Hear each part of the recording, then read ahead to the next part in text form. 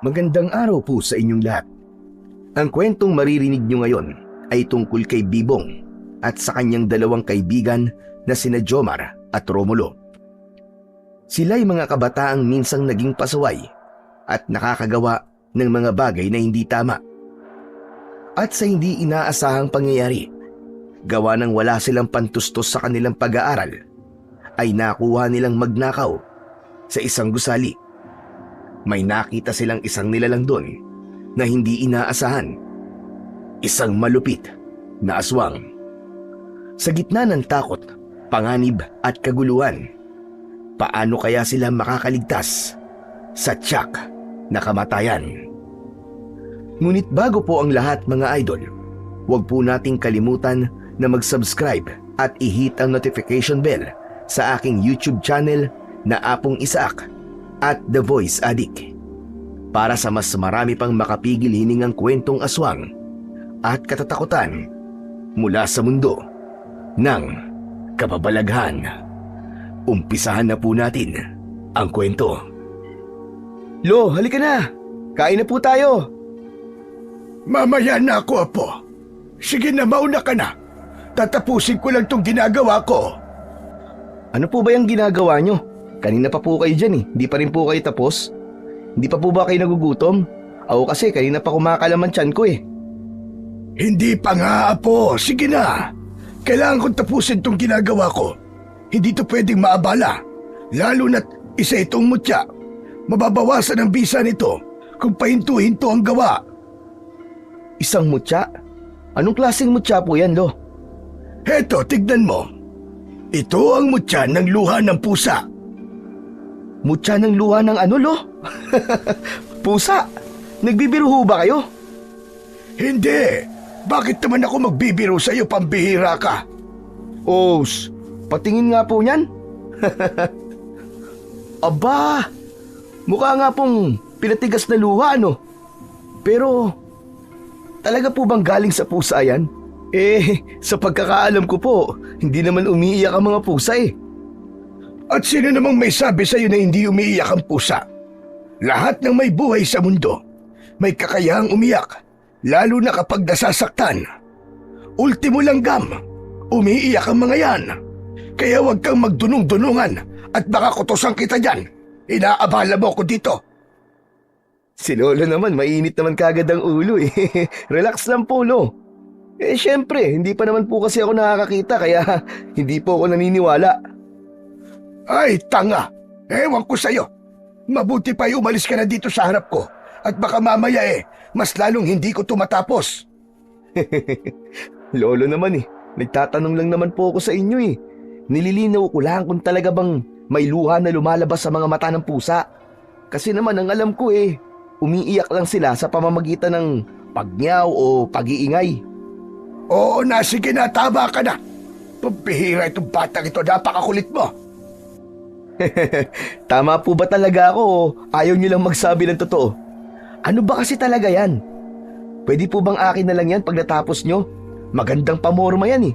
Sigurado ako maraming maiinggit sa akin. Anong pamorma sinasabi mo? Nasisiraan ka na ba ng bait, Bibong? Ang mutya na to ay hindi lang basta galing sa isang ordinaryong pusa. Kagabi, habang nagpapadalisay ako ng mga agimat sa gubat, may nakita ko naghihingalong pusa. Puting-puti ang kanyang balahibo. Kawawa nga Nag-iisa lang siya.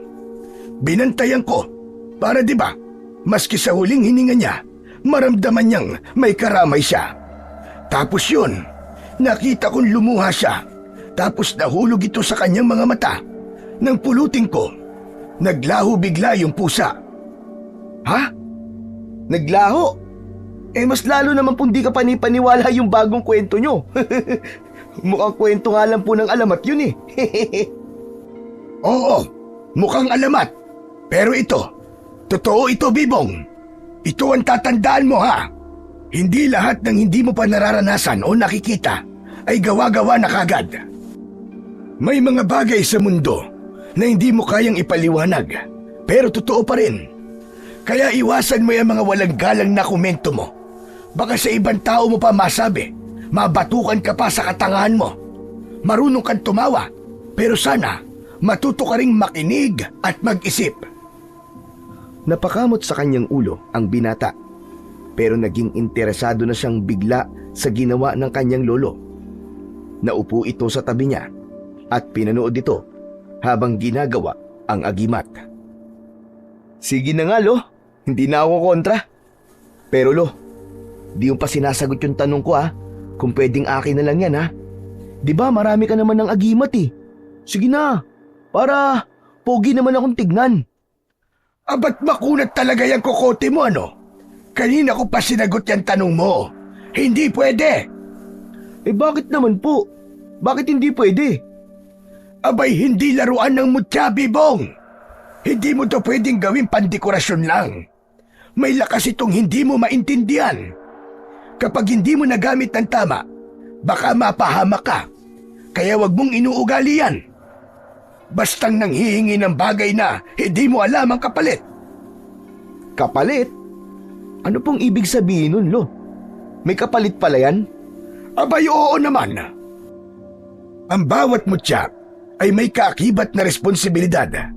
Hindi mo pwedeng basta-basta gamitin o isuot ng hindi inaalam ang pinanggalingan o kumpara sa nito. Alam mo ba, ang pag-iyak ng isang pusa ay simbolo ng sakit at lungkot. Kaya maselan kapag napunta ito sa maling mga kamay. Napakadelikado. Grabe naman pala yan, Lo.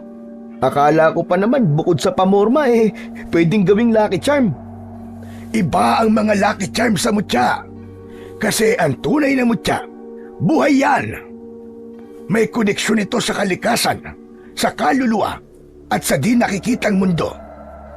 Baka nga engkanto diwata pa yung pusa na yun. Di ko lang talaga masabi.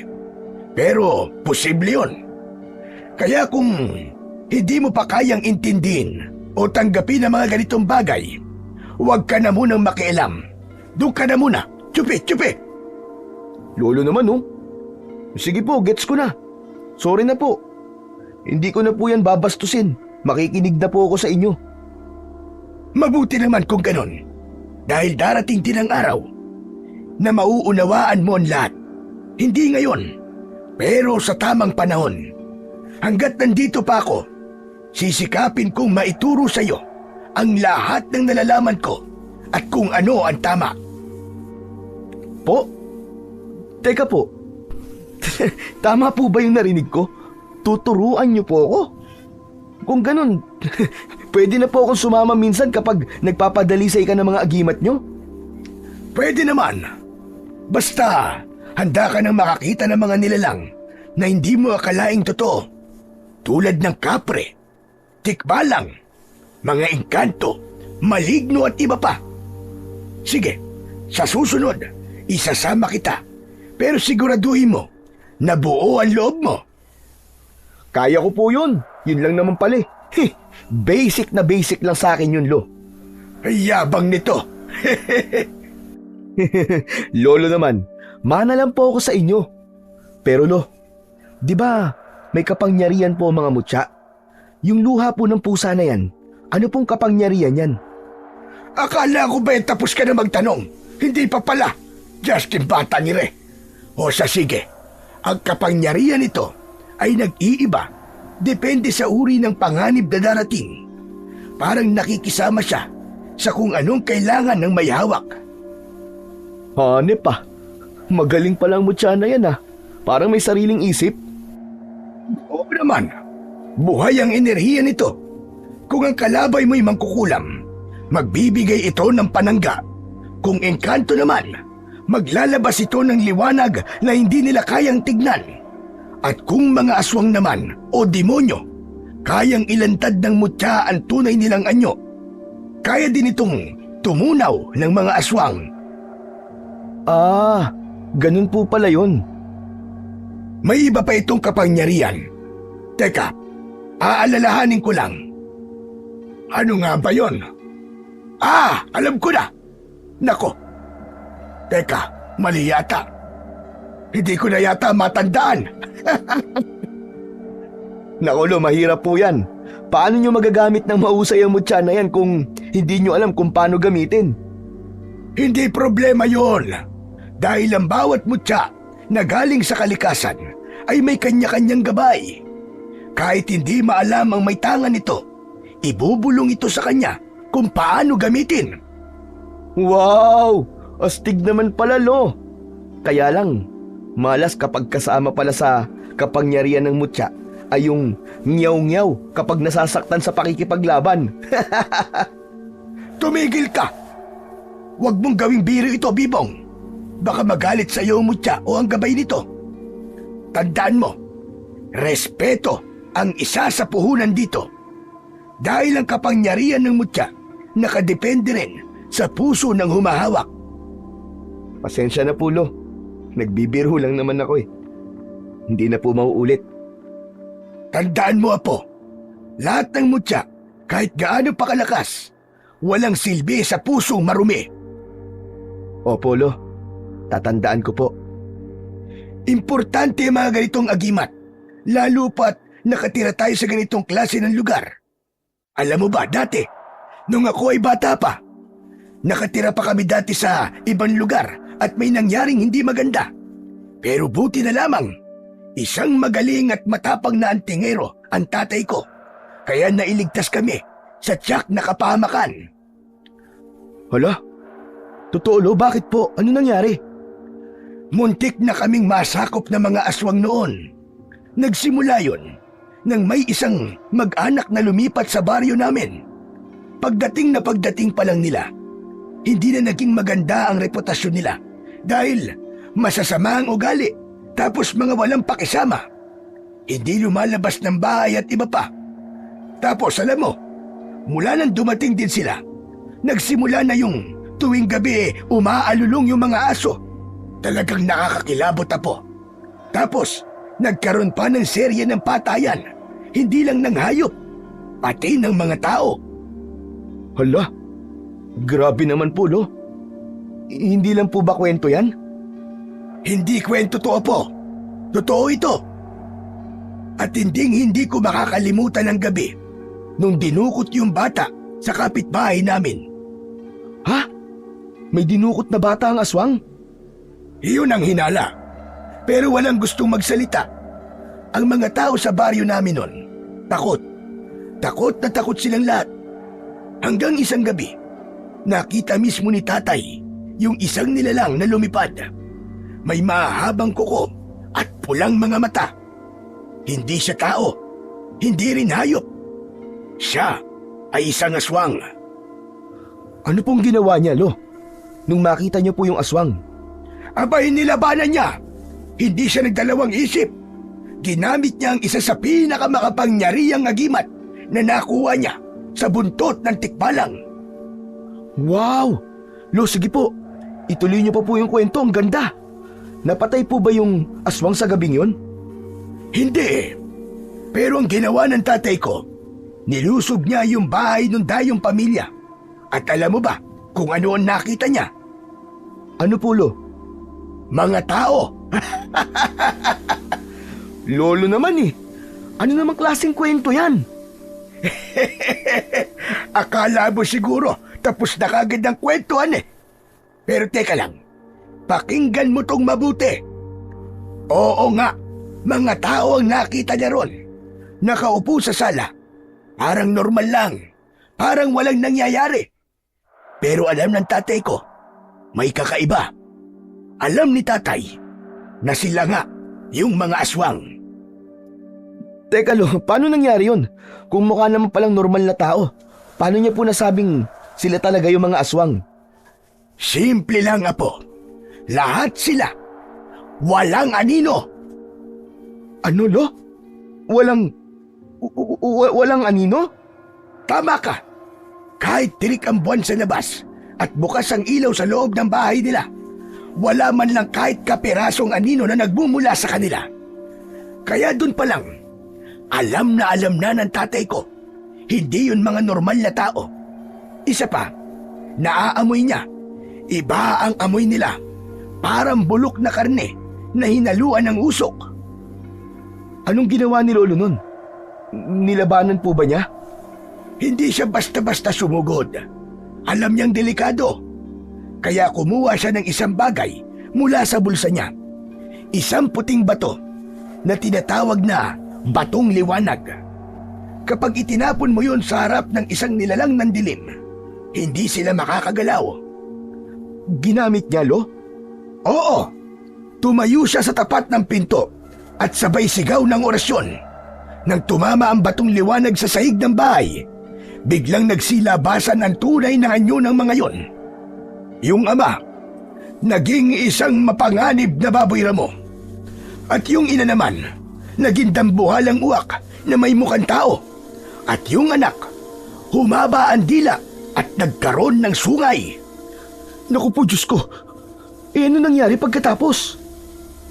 Ginamit niya yung agimat ng buntot ng tikbalang, kaya hindi na sila nakapagbalat kayo pa. Tinawag niya ang mga kapitbahay at ipinakita sa lahat ang tunay na anyo ng mga halimaw na yon. Hanip, ang astig pala ng lolo ko sa tuhod ah. Abay, siyempre naman. Pero teka lang, hindi pa tapos yung kwento. Nung oras na yon, na nalaman na ng lahat na aswang nga sila, may dumating na isa pang antingero. Doon nagsimula ang matinding bakbakan. 4 ang sugatan, 3 ang hindi nakita hanggang ngayon. Naku, ibig sabihin, Lo, may nakatakas? Delikado yun, Lo, kung hindi lahat napatay. Kaya nga at yun ang dahilan kung bakit kami lumipat dito. Nagalit kasi yung nanay ko noon. Ayaw na ayaw kasi ni nanay noon na nakikipaglaban sa aswang ang tatay ko. Kaya pinapili niya, lilipat o lilipat. Abay, matindi pala ang lola. Walang mapagpipilian. Paano naman po pala kayo nagsimulang maging antingero? Mangyaring mas maagang namatay ang nanay ko, Bibong. At mula nang mawala siya, si tatay naman ay naging tutok sa akin. Lahat ng alam niya tungkol sa mga agimat at mutya, itinuro niya sa akin. Ah, natututunan din pala talaga yun. Oo naman. Kaya ikaw, darating din ang panahon na sa'yo ko naman isasalin ang lahat ng alam ko. Pero sana, bago dumating ang araw na yon, alam mo na kung paano magseryoso. Sana matino ka na nun. Grabe naman po kayo sa akin, Lo. Matino naman po ako ah. Madaling sabihin yan, pero mahirap patunayan, Bibong. Ito ang tatandaan mo. Bago ko sa iyo ipasa ang mga alam ko at ang mga agimat ko, kailangan patunayan mong kaya mong panindigan ang mga ito. Pustahan pa tayo, Lo eh. Kaya ko yan, promise. Makikita natin. Importante din talaga na matuto ka. Dahil hindi habang buhay na nandito ako para ipagtanggol ka. Huwag niyo munang sabihin yan, Lo. Matagal pa yun. Matagal pa tayo magkakasama. Kaya wag po kayo mag-alala. O siya, sige. Tapos na ako rito. Tara na't kumain tayo. Gutom na rin ako. Tumayo ang maglolo, pero hindi pa man nila naihahakbang ang kanilang mga paa, ay narinig nila ang isang boses sa likuran nila. Parehas silang napalingon, gulat at may halong pagtataka. Si Romulo nakangisi habang pinapagpag ang alikabok sa kanyang tsinelas. Tama ba narinig ko? Kakain pa lang kayo? Ayos! Saktong-sakto pala dating ko. Pwede bang makikain? Hoy, anong ginagawa mo ritong kulukoy ka? Bigla ka na lamang sumusulpat ah. Makikikain? Bakit? Masama ba? Hindi naman ho kayo magagalit, hindi ba, Mang Oyo? Hindi naman, iho. Pero sana man lang, nagsabi ka kahapon na pupunta ka rito. Nakapagluto sana ako ng mas marami. Ewan ko lamang kung kasya sa atin itong sinaing. Nako, pasensya na po. Biglaan po kasi. Biglaan? Sus, maniwala ako sa'yo. Bawat punta nyo dito alam ko, planado. Ano na naman ba ang kailangan nyo ni Jomar? Saka kanina ka pa nakikinig sa usapan namin ni Lolo, no? Saka ba lumusot? Di ka namin namalayan ah. Sa daanan, malamang. At saka, paano mo ako mapapansin tutok na tutok kayo sa pag-uusap ng lolo mo. Buti nga, kilala ako ng aso nyo eh. Kung hindi, baka kinagat na ako. Nasaan ba si Jomar? Nandyan, Dumaan lang sa tindahan, bumili ng yosi. Susunod din daw dito. Hay nako, sana nagsabi muna kayo na pupunta kayo dito eh. Yan tuloy. Wala kaming masyado may papakain sa inyo. Nakakahiya. Sus! Para ka naman sira. Hindi na kailangan.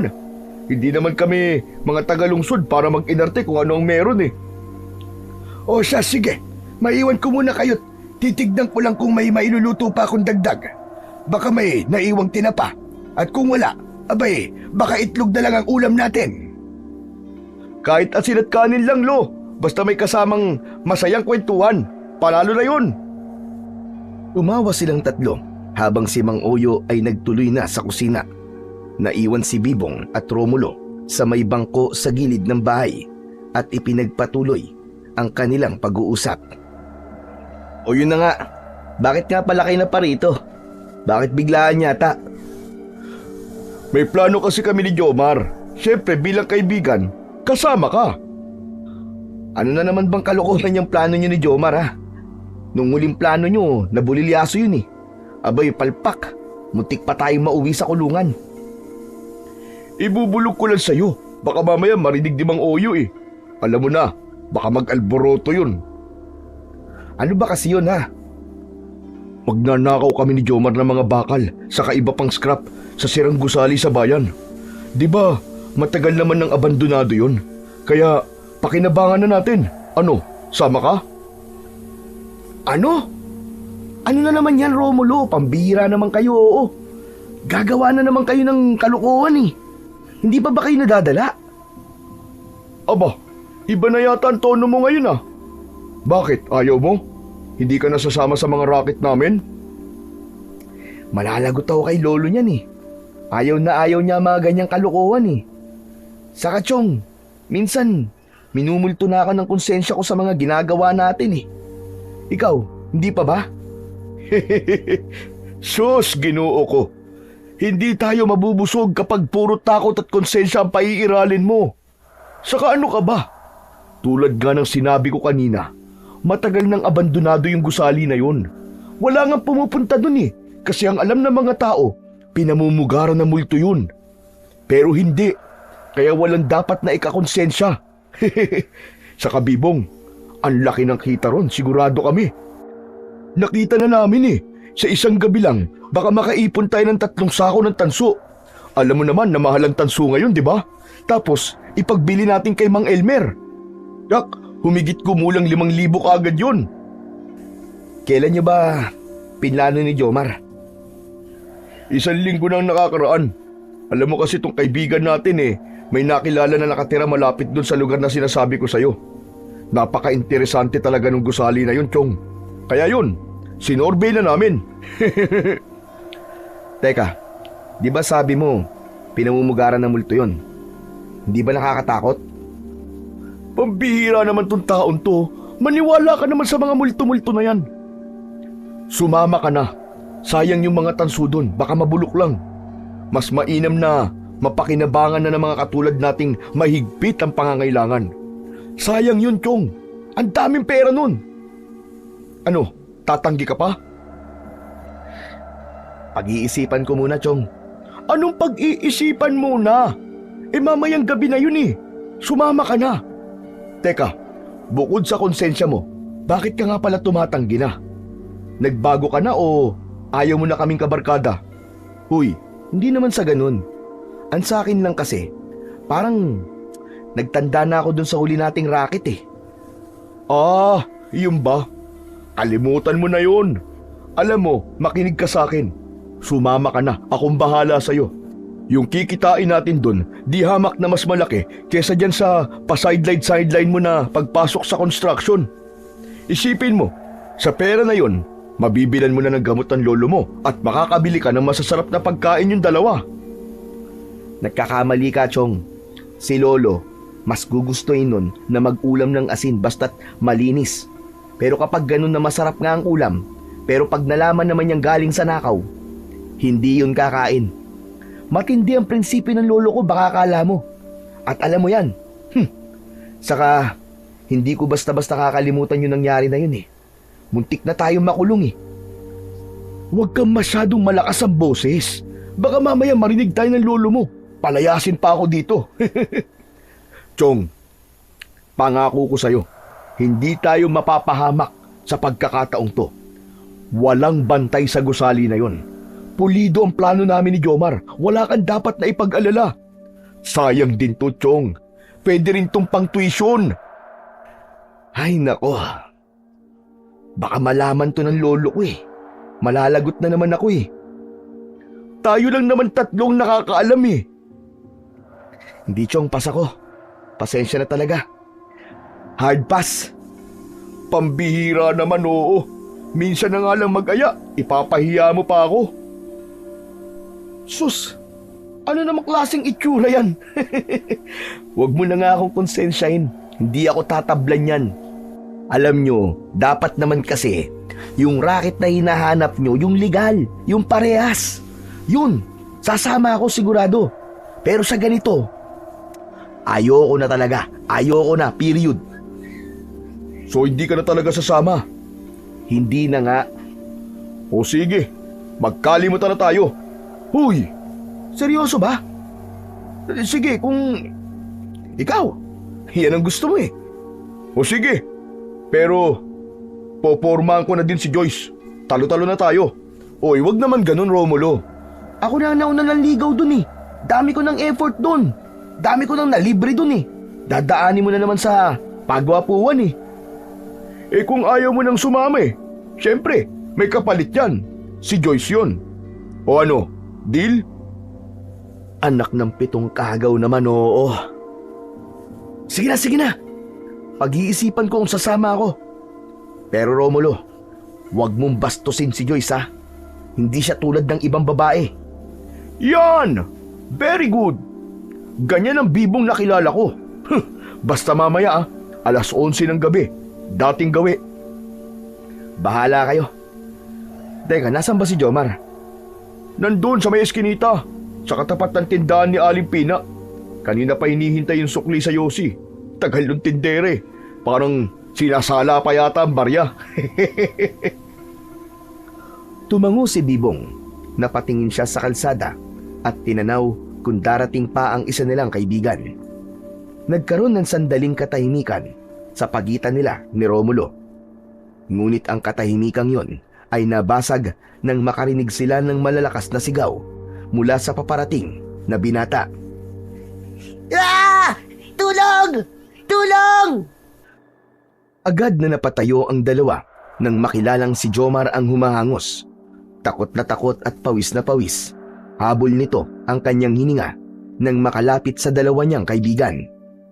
Hoy! Ano ba nangyayari sa'yo? Bakit ka parang takot na takot? May humahabol ba sa'yo? Takting yan! Hinahabol ako ng baliw! Bakit ka naman nahabulin ng baliw? Aba, siguro may atraso ka dun ano? Tinira mo no? Hoy! Siraulo! Anong tinira? Anong pinagsasabi mo? Hindi ako rapist, no? Ganun na ba kababa ang tingin mo sa akin? Kaya mo nasabi yan? Alam mo, kahit na ganito ang pagbumuka ko, ni minsan, hindi ko kayang pagsamantala ng isang babae, no? Ito naman masyado seryoso. Nagbibiro lang. Ang init kagad ng ulo mo. Eh bakit ka nga kasi hinabol ng baliw? Ano bang atraso mo? Isa ka pa! Atraso ka agad!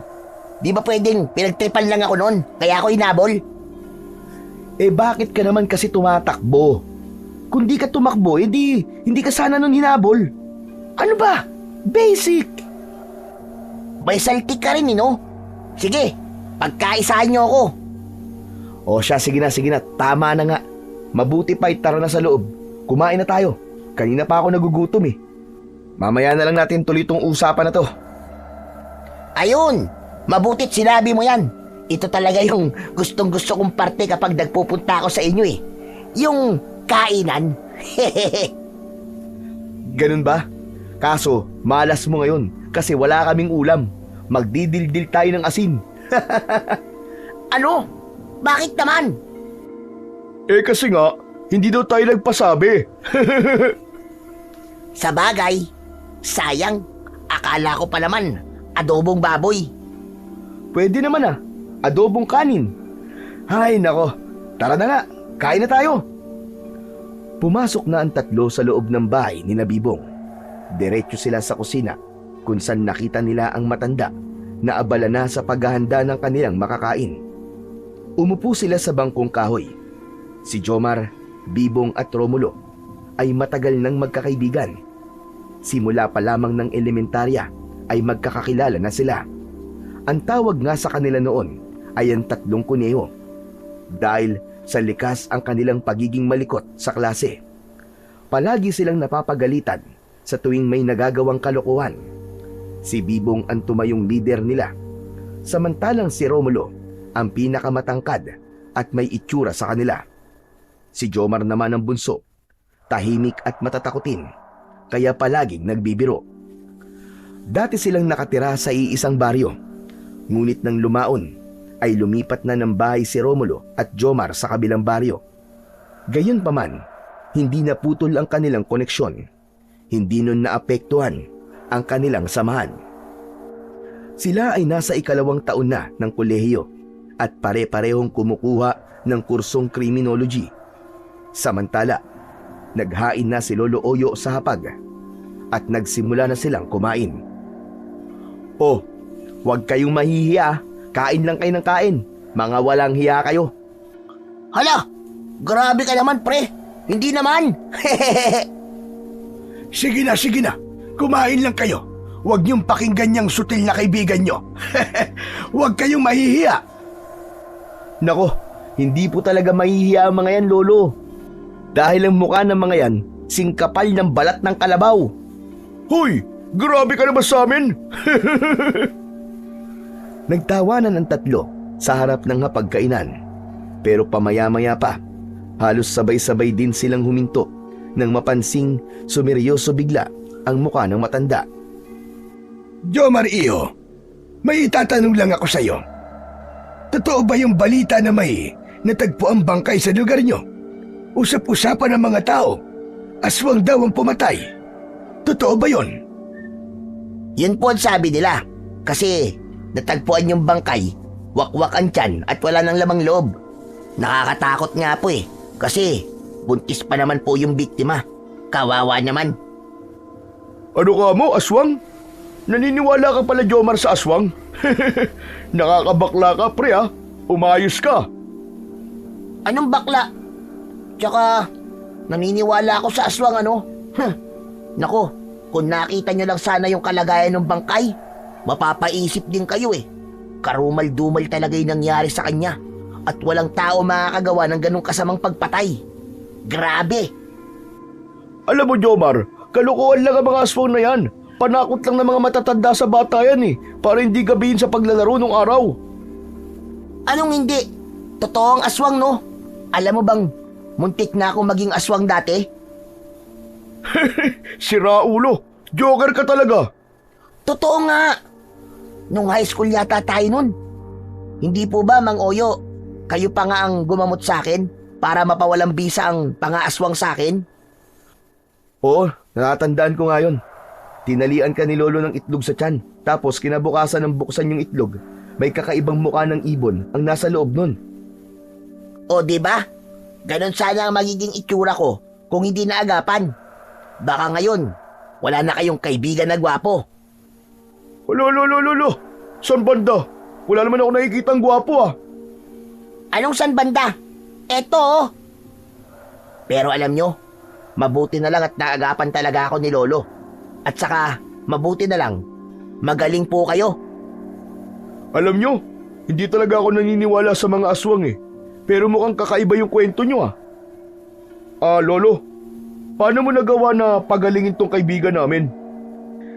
Ginamitan ko ng orasyon at ng mutya ng nakakapagpadalisay. Tulad nito. Ipinakita ni Mang Oyo sa mga binata ang mutya ng pusa. Aba, ang gandang kwintas niyan, Lolo Pwede ko po bang hawakan? Nako, hindi pwede, Iyo. Masela ng mutyang ito.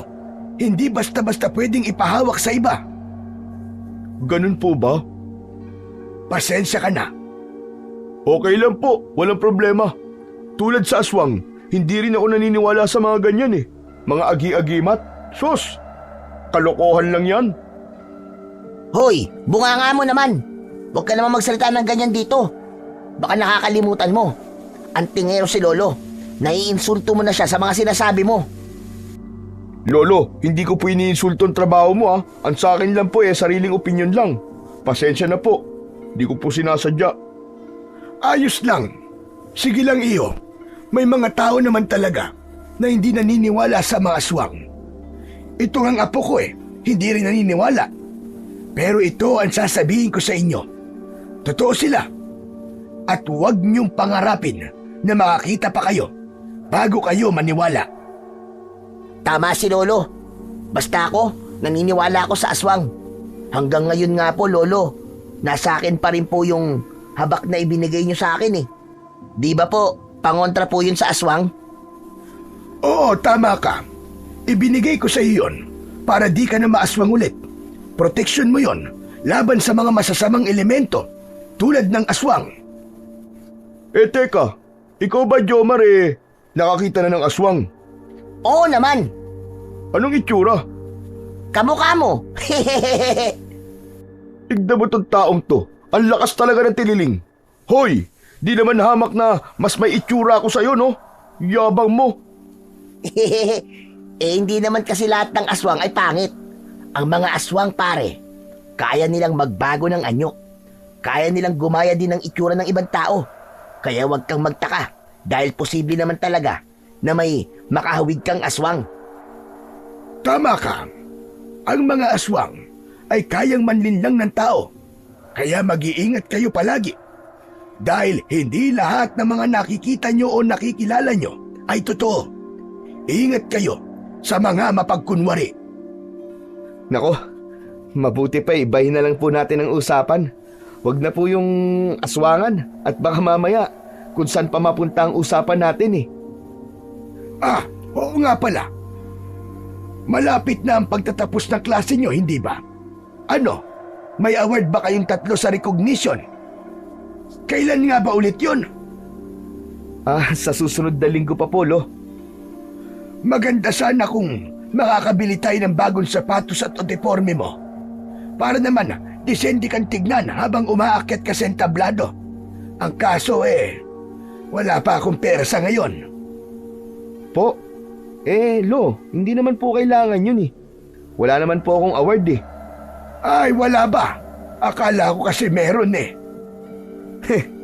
Lolo naman, halos pasang-awa nga lang po ako sa ibang subject Lalo na nung nakaraang SEM.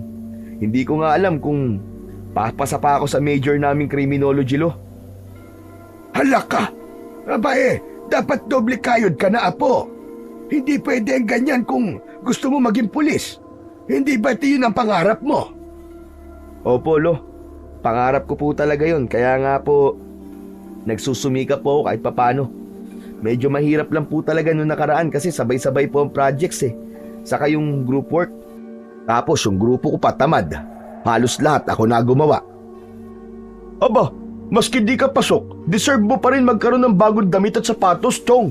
Ang hirap kaya mag-aral. Ang importante, pasado ka. Di ba, Jomar? Oo.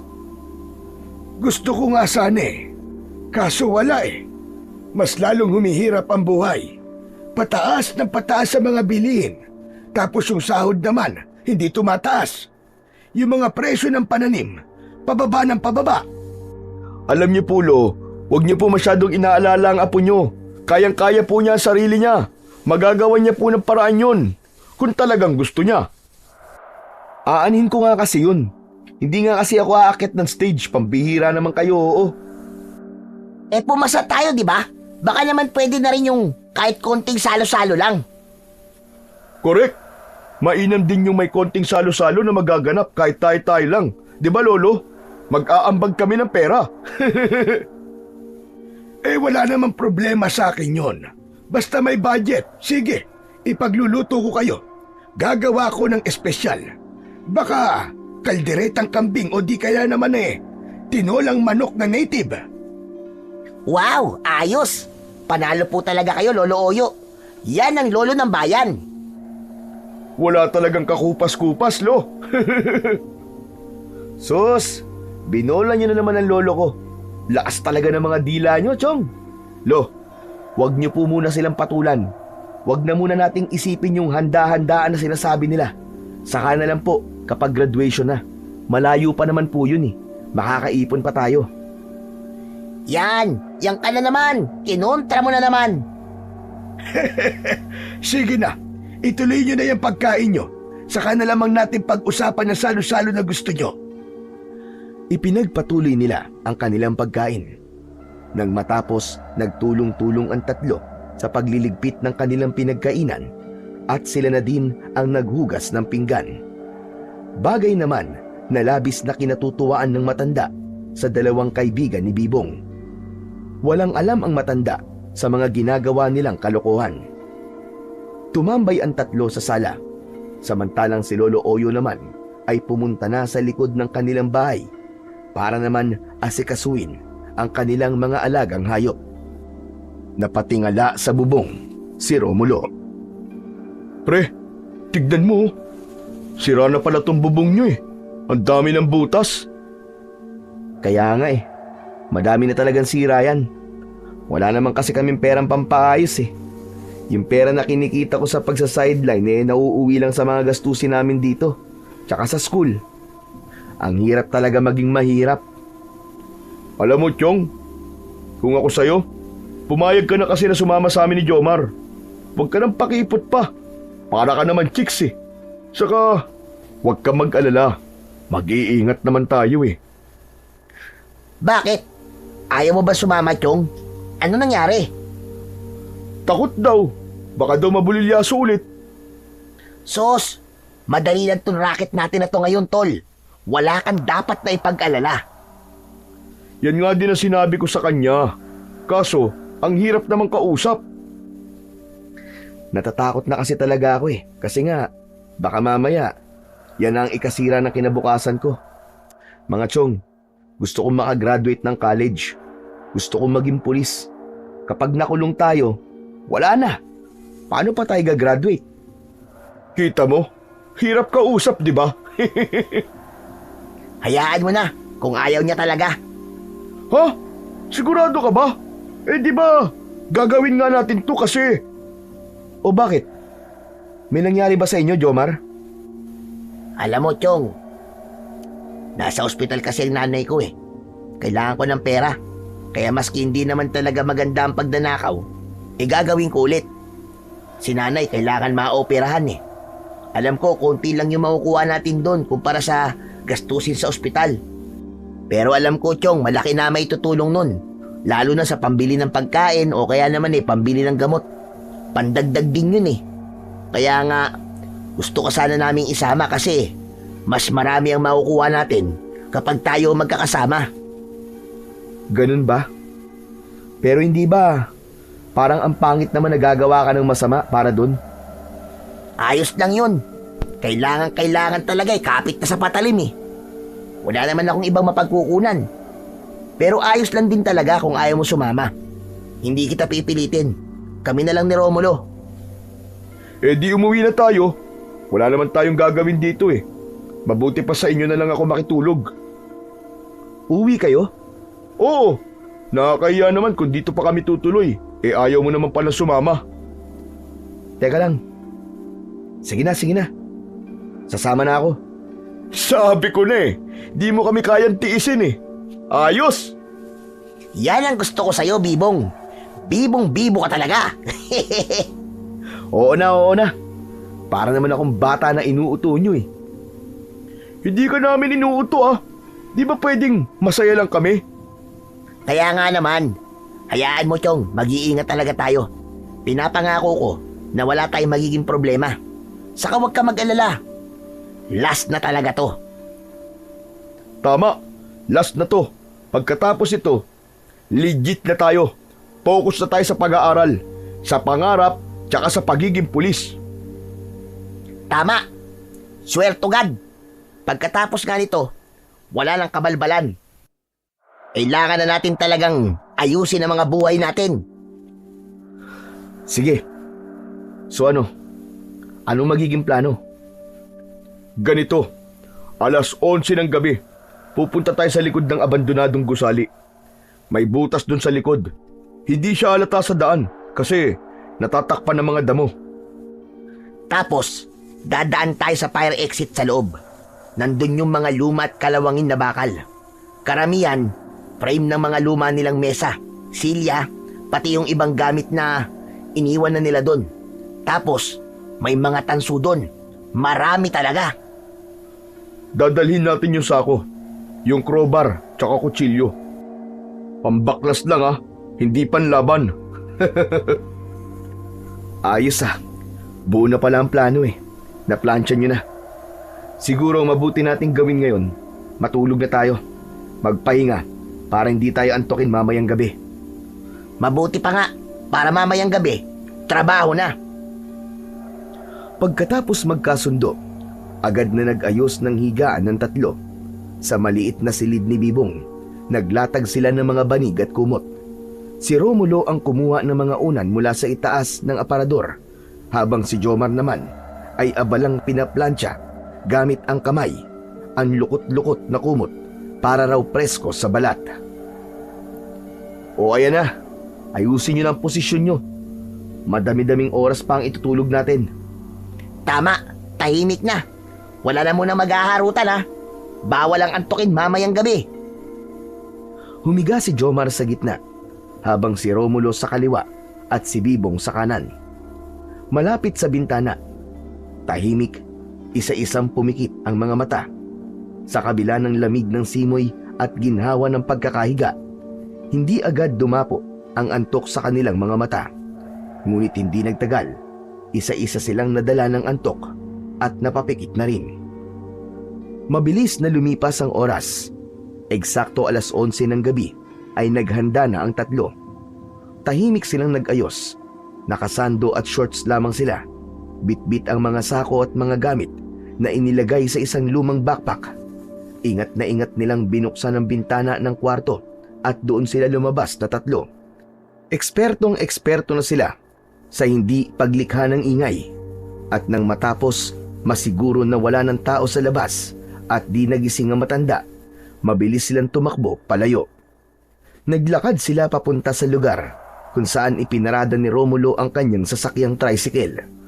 Madilim ang gabi at ang tanging liwanag sa dinadaanan nila ay mula sa malalayong poste. Ilang sandali pa, iniwan na muli nila ang sasakyan sa isang tagong lugar sa likod ng talahiban. Walang gaanong dumadaan sa kalsadang yon, kaya panatag sila. Mabilis silang bumaba at dahan-dahang lumakad papunta sa abandonadong gusali. Tahimik ang paligid. Tanging ang mga kuliglig at sarili ng nilang kaluskos ang kanilang naririnig. Malayo pa ba tayo? Medyo. Ganun ba? Medyo sumasakit na kasi ang binti ko eh. Konting tiis na lang, Chong. Baka kasi magising si Lolo eh. Malalagot tayo kapag nalaman niya na umalis tayo ng 10 oras ng gabi. Huwag mo na munang isipin ang mga bagay na yun, Chong. Focus muna tayo sa goal. Hindi naman tayo magtatagal doon, di ba? Malamang, alangan naman na doon pa tayo tumambay. Mahinang binatukan ni Bibong ang kaibigan si Jomar dahil sa pagiging pilosopo nito. Alam mo, Jomar, alam mo ikaw, pasama na ng pasama ang ugali mo. Pasensya na. Sige na. Focus na tayo sa goal. Sigurado ba talaga kayong wala nang nakatira sa lugar na yon? Bakit na naman ba? Paulit-ulit ka naman? Wala na nga nakatira doon. Kung gusto mo, ikaw na tumira para may tao na ron. Sabi ko na eh, dapat talaga hindi na ako sumama dito eh. Binubuli nyo lang ako eh. Hindi, biro lang naman tol, ko naman. Para ka namang others eh, hindi ka mabiro. Bilisan na nga lang natin ang paglalakad. Mabuti pa nga. Ilang sandali pa ay narating na rin nila ang lugar. Heto na yun. Yan ang sinasabi ko sa inyo. Tahimik lang tayo ah, para walang makapansin sa atin. Oh, akala ko ba walang tao dito? Ito naman, masyadong nervyoso. Wala ngang tao dito, Chong. Ano ka ba? Sinabi ko lang yun para di tayo maging kampante. Huwag na kayo magtalo. Sige na, pumasok na tayo. Bilisan lang natin. Pagkapasok nila sa loob ng gusali, agad nilang naamoy ang alikabok, amag at kalawang. Madilim sa loob.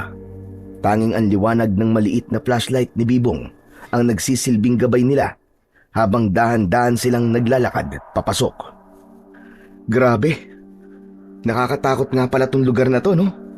Ang daming mga sirat lumang kabaong. Wala na itong pinagkaiba sa sementeryo, ah. Ayos lang yan. Hindi naman talaga dito sa ibaba ang nakakatakot eh. Doon sa itaas. Kasi ang alam ko, doon yung katayan nila ng mga patay. Hehehe. Ano? Anong katayan? Doon sila nag-iimbalsa mo ng mga patay. Ito naman oh, kung ano-ano iniisip eh. Susme. Sa isang sulok, nakita nila ang lumang fire exit na tinutukoy ni Jomar. Doon naroon ang mga kalawangin at sirang bakal, mga frame ng mesa, silya, cabinet at iba pang gamit na iniwan lang sa paglipas ng panahon. Meron ding mga sirang electric fan, ilang lumang wiring at metal parts na puno ng alikabok. Dito tayo magsimula, Jomar. Buhatin mo yung sako. Bibong, hawakan mo yung ilaw. Agad nilang inilabas ang mga dala nilang gamit, kutsilyo, crowbar at sako. Mabilis ang kilos ni Jomar. Maraan niyang binabaklas ang mga tansong bahagi ng electric fan. Si Romulo naman ay abala sa pagtatanggal ng tornilyo sa isang bakal na kabinet gamit ang crowbar. Si Bibong, habang hawak ang flashlight, panayan lingon sa paligid. Bilisan niyo, pre. Hindi ko alam kung bakit pero parang may mali eh. Ang bigat ng hangin, tapos ang baho. Parang may amoy daga na nabubulok. Relax ka lang. Nasa loob lang tayo ng lumang gusali. Normal lang yan. Pero hindi mapakali si Bibong. May naririnig siyang mahihinang yabag sa itaas. Parang may bumubuntong hininga sa likod ng mga sirang dingding. Napatingin siya sa madilim na bahagi sa itaas na palapag. Wala siyang makita, pero naroon ang pakiramdam na parang may nakatingin. May tao ba dyan? Hoy! Sinong kinakausap mo dyan? Pambihira to oh. Kasi parang may tao sa taas eh. Huwag ka na nga manakot dyan. Bilisan na lang natin ang trabaho. Grabe, jackpot tayo dito, ang daming tanso. Yan oh, kunin na rin natin yung mga bakal. Pwede ring ibenta yan. Ipinagpatuloy na nga nila ang kanilang ginagawang pagnanakaw. Halos mapuno na nila ang 2 sako. May isa pa silang dapat na punuin. Ngunit habang nagpapatuloy sila, biglang napatingin si Bibong sa may hagdan. Malakas talaga ang presensya sa kanya ng kung sino man ang nasa may hagdan. Pakiramdam kasi ng binata ay may nakatitig sa kanila at sinusundan sila saan man magpunta sa loob ng gusali na yon. Hoy, Bibong! Okay ka lang ba? Hindi, Chong. Pero ayos lang, sige. Huwag ka mag-alala sa akin. Ay nako, hayaan mo na nga muna yan, Jomar. Nagtitrip lang yan eh. Biglang isang malakas na kalabog sa itaas ang kanilang narinig. Napalundag si Bibong at nagpaikot-ikot agad ang flashlight papunta sa hagdan kung saan tila nanggaling ang tunog. Pero wala naman silang makita doon. Narinig niyo yun? Oo. Nako, kayo naman oh. Daga lang yun. O kaya naman baka pusa lang. Pero kahit paanong paliwanag ni Romulo, ramdam sa ere ang kakaibang lamig. Bumigat ang pakiramdam ng paligid. At kahit sila ay parang hindi nagaanong sigurado sa mga sarili nilang sinasabi, nagkatinginan sina Jomar at Romulo. Nagkaunawaan. Tignan natin sa taas. Tara, sama ka, Bibong. Ako na lang ang magbabantay dito. Aayusin ko pa itong mga nasa sako eh. Okay, sige, ikaw bahala. Pero kung may mangyari na kakaiba, tawagin mo lang kami ha. Pupunta lang kami doon sa taas para makita, baka mamaya may mahalagang bagay pa nandun eh. Tumango na lamang si Bibong. Umakyat na sina Romulo at Jomar, dala ang flashlight at crowbar. Naiwan si Bibong sa ibaba, nakatayo sa 2 punong sako. Nang mawala ang dalawa sa kanyang paningin, muling bumalik ang pakiramdam na parang may mga matang nakamasid sa kanya. Maya-maya ay umihip ang hangin. Tapos ay may parang nakita siyang dumaan sa kanyang likuran. Anak ng teteng oh. Ano ba yun? Luminga siya pero wala pa rin siyang nakita. Nagsimulang bumilis ang tibok ng kanyang puso. Para siyang nauupos sa sarili niyang takot. Hindi pa man nagtatagal ay may narinig siya ulit na malakas na pagbagsak ng bakal at gumulong pa ito sa saig. Jomar? Romulo? Kayo ba yan? Walang sumagot sa kanya. Pumunta siya sa pasilyo, sumilip sa direksyon ng tunog. Wala pa rin siyang nakita. Pagbalik niya sa dating pwesto, nakita niyang nakabukas ang isa sa mga sako. Tila ba may gumalaw? Parang may humukay sa loob nito. Napaatras ang binata. Anak ng... Mukhang akong pinagtitripan ng dalawang to ah. Hoy! Bilisan niyo dyan! Nang makaalis na tayo! Bibong, huwag ka masyado maingay. Ano ka ba? Ano ba kasing ginagawa niyo sa taas? Halina kayo dito, umuwi na tayo! O sige, sandali lang. Babalikan ko lang si Romulo. Sige, sige! Bilisan niyo na! Muling nawala si Jomar sa paningin ni Bibong. Muli siyang naiwan sa ibaba. Nagbantay ng kanilang mga gamit. Inisa-isa niyang inayos ang mga gamit na scrap na nakuha ng kanyang mga kaibigan. Ngunit hindi pa man siya nangangalahati sa ginagawa ay napahinto siya nang marinig niya ang sigawan ng kanyang mga kaibigan sa itaas ng gusali. Bigla siyang naalerto. Agad na kumilos at tataas na sana siya. Pero nakasalubong niya si Romulo. Tumatakbo pababa. Oh! Ano nangyari? Nasaan si Jomar? Umalis na tayo rito! Bilisan mo! Sandali, si Jomar! Hindi natin siya pwedeng iwan! Hayaan mo na siya! Umalis na tayo! Huwag ka makulit! Hindi ako aalis dito, siraulo ka ba? Sabihin mo sa akin kung bakit ka nagkakaganyan. Hindi ko iiwan si Jomar dito. May aswang sa taas. At si Jomar sinugod ng aswang. Kitang-kita ko, Bibong.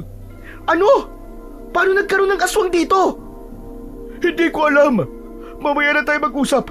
Kailangan na natin makaalis dito bago pa bumaba yung aswang na yun. Mapapahamak tayo dito. Si Jomar, hindi na natin siya matutulungan. Pero, Bibong, wala na tayong magagawa. Tara na!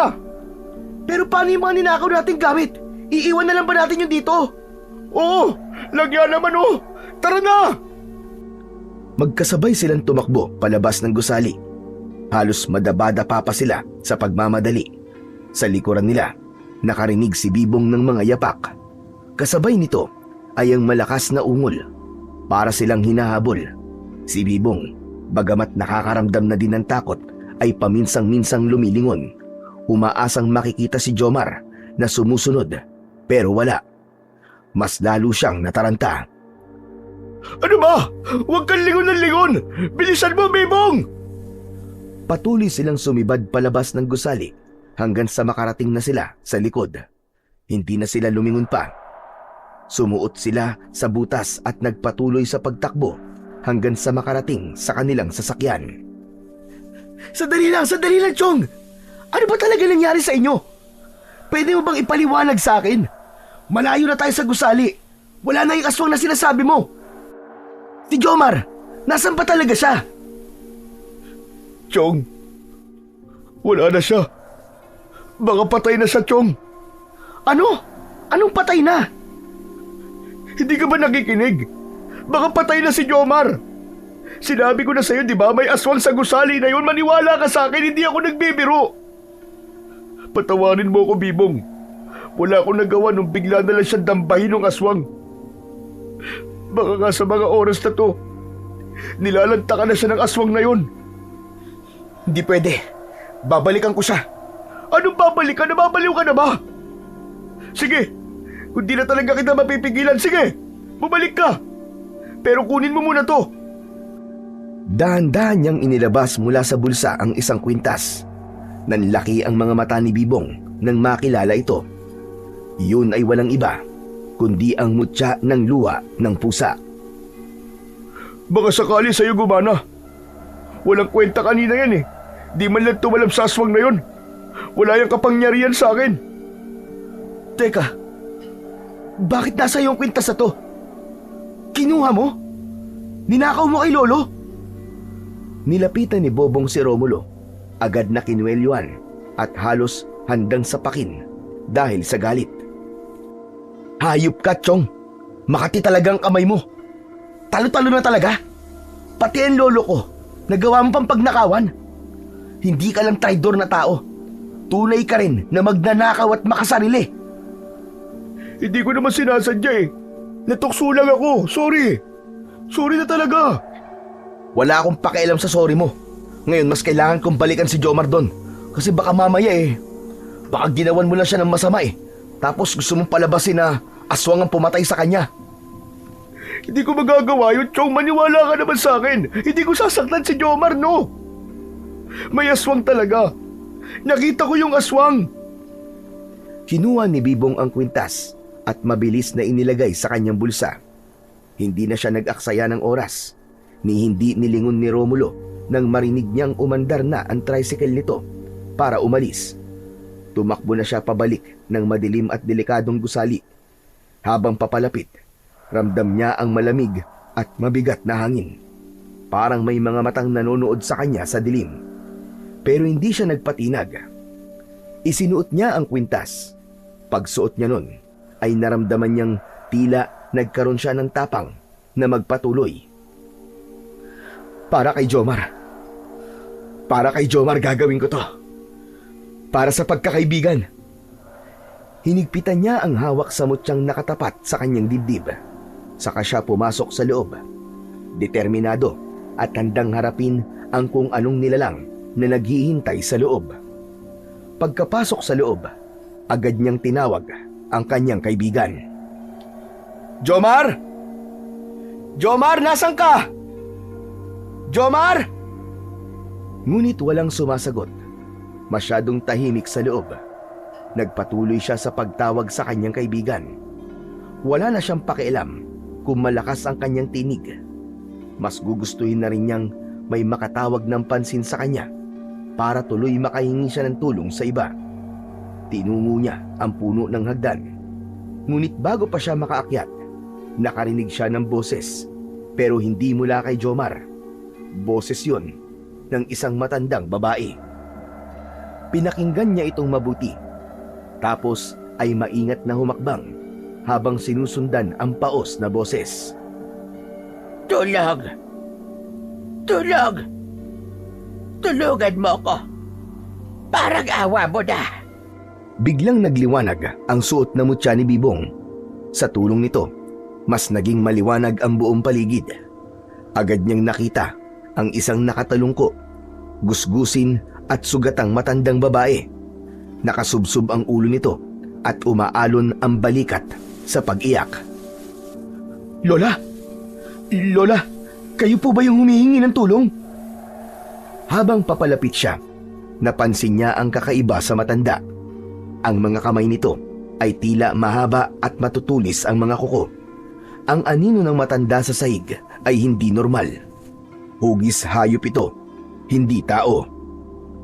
Hindi kaya? Sa mismong sandaling yun, mas nagliwanag pa ang mutya sa kanyang dibdib. Dahil dito, napaangat ang ulo ng matanda at doon niya nakita ang anyo nito. Ang mukhang inakala niyang matanda ay unti-unting nagbago. Humaba ang bibig, lumabas ang matatalim na pangil at ang mga matay naging kulay pula. Napaatras si Bibong dahil sa gulat. Ang matandang babae ang sinasabing aswang ni Romulo na sumalakay sa kanila ni Jomar. Merong kang tangan na mutya! Lumapit ang aswang kay Bibong. Muling umatras ang binata. Hindi siya makapaniwala sa nakikita. Ang bawat pagakbang niya paatras ay sumasabay sa paggapang ng malamig na hangin sa kanyang batok. Ngunit naramdaman niyang nag-init ang kanyang mutya. Halos mapaso siya. Gumagalaw din ito na parang may sariling buhay. Parang gustong kumawala sa kanyang leeg. Hindi ka isang antingero, binata. Mabuti pa ay isuko mo na sa akin ang hawak mong mutya. Hindi! Ano ako bali? At bakit ko naman ibibigay sa ito? Dahil hindi mo alam kung anong kapangyarihan ng bagay na yan. Huwag mong paglaruan. Unti-unti, nagsimulang dumapa ang aswang sa saig. Gumapang siya patungo kay Bibong. Hindi! Hindi ko to ibibigay sa'yo! Sa lolo ko to! Mahigpit niyang hinawakan ng mutya. Ramdam niya ang init na nanggagaling dito. Isang init na tila bumabalot sa buong katawan niya. Yun ang nagpapalakas sa kanya kahit nanginginig na siya sa sobrang takot. Ibigay mo sa akin yan. Kapalit na hindi na kita sasaktan. Hindi ko nga ibibigay sa ito eh! Ang kulit mo ding aswang ka eh! Kung ayaw mong ibigay, pwes, kukunin ko sa'yo ng sapilitan. Biglang lumundag ang aswang ng mabilis. Sa isang iglap, halos abot kamay na niya si Bibong. Ngunit sa mismong paglapit nito, mas sumiklab ang matinding liwanag. Sumabog ito mula sa dibdib ng binata. Ito ang mismong nagpatigil sa nilalang. Itigil mo yan! Itigil mo! Napaurong ang aswang. May ilang bahagi niya ang tila nasusunog sa liwanag. Parang itim na langis na bumubula sa ibabaw ng kanyang balat. Itim na bula ang lumalabas sa mga nasusunog na bahagi ng kanyang katawan. Amoy sunog na buhok ang kumalat sa paligid. Ngunit kahit sugatan, ngumisi pa rin ang aswang. Akala mo naman, napakalakas mo na dahil may mutya ka. Pwede pa rin kitang masaktan kahit may palangga ka. Ha? At anong akala mo ha? Nahahayaan lang kitang saktan ako? Hindi! Nagkakamali ka! Magkakamatayan mo na tayong dalawa. Pinatay mo ang isang kaibigan ko. Kaya dapat ka rin mamatay. Hindi ako titigil hanggat hindi ka nagiging abo. Ang tapang mo, bata. Bakit hindi mo ko subukan ngayon? Gamit ang mahabang dila, ay balak sanang ipulupot yun ni Maura sa braso ni Bibong, ngunit mabilis na nakailag ang binata. Nagulat pa siya nang makita na mabilis siyang nakakakilos. Naisip niyang isa din yun sa kapangyarihan ng mutya. Magaling ka. Ngunit tignan natin kung saan ka dadalhin ng tapang mo. Gamit ang mahaba at madulas na dila, muling sinubukan ng aswang na maabot si Bibong. Mas mabilis na, para bang mas ginanahan dahil sa galit. Tinarget nito ang braso niya at sa isang iglap, nagtagumpay siya. Naipalupot niya dito sa kaliwang kamay ng binata ang kanyang dila. Pumulupot na parang ahas. Ramdam ng binata ang malamig at malagkit na pakiramdam at ang paghigpit nito na para itong pinipiga. Napasigaw siya sa sakit. Ah! Bitiwan mo ako! Bitiwan mo akong bruha ka! Pilit niyang hinila ang sarili palayo. Ngunit parang bakal ang pagkakapulupot ng dila ng aswang sa kanyang braso. Naramdaman niya ang pamamanhid na mabilis na gumagapang sa kanyang braso. Para bang may lason ang laway ng halimaw. Habang nagpupumiglas siya, nakikita niya ang mapanlait na ngisi ng halimaw. Humina ang liwanag ng mutya, kasabay ng panghihina ni Bibong. Napaluhod ang binata sa sakit. Ngunit bago pa siya tuluyang mawalan ng pag-asa, isang sigaw ang kanyang narinig. Nakita niya ang anino ng isang lalaki na nasa likod ng aswang. May hawak itong bakal. Hinambalos nito ang halimaw. Hayop ka! Bitiwan mo ang kaibigan ko! Tumama ang bakal na tubo sa tagiliran nito, dahilan para lumuwag ang pagkakapulupot ng dila nito sa braso ni Bibong. Napaatras ang aswang, napangiwi sa sakit. Jomar! Buhay ka pa? Oo naman! Muntik na ako mapatay ng hayop na yan. Mabuti na lang at nailigtas ako ng habak na ibinigay sa akin ng lolo mo. Talaga? Paano ka niligtas niyan? Magsasalita pa sana si Jomar, pero nakita nilang naghahanda na naman ulit ang aswang sa muli nitong pagsalakay. Mas galit ito, mas mabangis na ang kanyang anyo. Kumanda kayo! Papatayin ko kayong dalawa! Tol, tara na! Mga unggoy, hindi na kayo makakatakas sa akin! Gagawin ko na kayong pagkain! Mabilis na pumihit ang dalawa at tumakbo palayo sa aswang. Pre, anong plano? Ano pa? E di yan tumakbo. Nagkatinginan ang magkaibigan. Bagamat parehas na nanginginig pa rin ang mga tuhod sa labis na takot, ay pareho silang hindi sumuko. Isang malakas na alulong ang kanilang narinig mula sa aswang. Sunod ay natahimik ang paligid. Muling sumuot sa butas ang dalawa palabas ng gusali. Kapwa sila hingal at pagod, pero nagpatuloy sila sa mabilis na pagtakbo. Hindi sila tumigil dahil bawat takbang nila ay may mabilis na aninong nakasunod. Tol, pagod na ako. Ayaw tayong lumayan ng aswang na yun. Akala mo, para tayong marathon runner nito eh. Tumakbo ka lang, Tol. Huwag kang magre-reklamo. Ngunit bigla silang napahinto nang mula sa madilim na bahagi ng daan ay may biglang sumulpot na aswang sa kanilang harapan. Akala nyo makakatakas na kayo? Hindi pa tayo tapos, mga ungas! Eh di wow! Mabilis na umataking muli ang halimaw, parang kidlat sa bilis. Pero agad namang umilag ang dalawa. Nagsenyasan sila. Sa kanan ako, Chong! Doon ka naman sa kaliwa!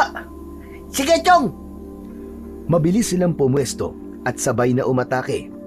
Si Jomar ay hawak pa rin ang tubo, samantalang si Bibong naman ay kinuha ang mutya sa kanyang leeg at mahigpit na hinawakan. Bahala na nga si Batman! Ah! Pinisil niya ang mutya at agad na nagpakawala na naman ito ng nakakasilaw na liwanag. Naramdaman ni Bibong ang kakaibang bilis at gaan ng kanyang katawan. Nakakatalon siya ng mataas at bawat paglapag ng kanyang mga paa ay walang ingay. Bago pa makaporma ang aswang, mabilis na dumulas si Bibong sa pagitan ng mga binti nito at niyakap niya pareho. Idinikit ang mutya sa balat nito. Sigaw ng sigaw ang halimaw dahil sa sakit, dahil sa pagkakalapnos ng kanyang mga binti. Sabay na umikot si Jomar sa likuran at buong lakas na hinambalos ng tubo ang batok ng kalaban. Sige na pre! Banata mo ng banatan! Huwag kang titigil hanggat di namamatay yan! Sunod-sunod na suntok, hambalos at tadyak ang nangyari. Ang magkaibigan ay halatang baguhan sa paggamit ng kanilang mga agimat, pero nagawang pagsabayin ang kanilang lakas at bilis. Sa wakas, isang malakas na hampas ng tubo ang tumama sa ulo ng aswang. Kasabay ng patuloy na pagkakapaso ng balat nito sa liwanag ng mutya ng luha ng pusa, unti-unting nawalan ng lakas ang aswang. Napasadsad ito sa lupa. Mabilis namang umalis sa ilalim ni Bibong dahil sa takot na madaganan. Sumigaw ang aswang na si Maura ng huling beses. Isang malakas na alulong ang kanyang pinakawalan hanggang sa unti-unting nawala at naging abo sa hangin. Tahimik na ulit. Nagkatinginan ang dalawa, parehong halos mahimatay sa labis na tuwa. Pre, ang galing! Buhay pa tayo! Ayos! Mabuti na lang talaga. Magaling ka sa katawan, Chong. Ay, grabe! Nagawa talaga natin! Natalo natin yung aswang, Chong! Ang galing natin! Nag-apir ang dalawa. Tawa sila ng tawa. Ilang segundo silang tumahimik. Parang ninanamnam ang kanilang tagumpay laban sa aswang. At napaupo sila sandali at nagpahinga. Siya nga pala, pre. Salamat Kung di mo ko binalikan, baka wala na ako ngayon. Kasi di ko naman kakayanin na mag-isa ang aswang na yun eh. Ang lupit niya. Walang patawad. Tapos yung siraulong Romulo na yun, iniwan pa ako. Napakaduwag. Ano ba talaga nangyari sa inyong dalawa? Kasi, nung una naming nakita yung matanda, sabay kaming lumapit para kausapin sana. Kaso, nakita niyang nagbagong anyo. Ayun, nagpanik. Iniwan ako. Tinakbuhan. Walang lingon-lingon. Walang iya talaga. Pambihira talaga yung taong yun, no? Akala ko naman, siya ang pinakamatapang sa atin. Siya naman pala ang totoong duwag. Ayun nga umuwi na. Pinaandar na kagad yung tricycle. Iniwan na talaga tayo ng hayop na yun. Umanda siya sa akin. Mabuti ka pa, Chong. Alam mo, kahit medyo sablay ka minsan, totoo kang kaibigan eh. Loko ka. Kailan naman ako naging sablay, ha? Pero Chong, salamat din, ha. Tinulungan mo din naman akong kalabanin yung pangit na halimaw na yun eh. Kaya yung tagumpay na yun, Chong, sa ating dalawa yun. Para sa ating mag-best friend na walang sukuan, walang iwanan. Nagyakap ang dalawa. Sandaling katahimikan, pero biglang dumilim ang paligid. Napatingin sa buwan si Bibong at nakita niyang tumakip ang itim na ulap sa buwan. Umihip din ang malamig na hangin na nagpatindig ng kanilang mga balahibo. Pre, mabuti pa talaga. Kinakabahan na naman ako eh. Parang may masamang mangyayari. Agad silang tumayo, pero napansin din ni Jomar ang mutya sa kamay ni Bibong. May usok na kulay abo. Umiikot-ikot ito sa palad ni Bibong, paakyat sa braso. Pre, yung mutya mo. Ano nangyayari? Ha? Ano to? Tinignan niya ang mutya. Napanganga siya nang makitang may usok nang lumalabas dito. Bukod pa sa parang tumitibok-tibok ang bato na parang may pulso. Pumipintig-pintig.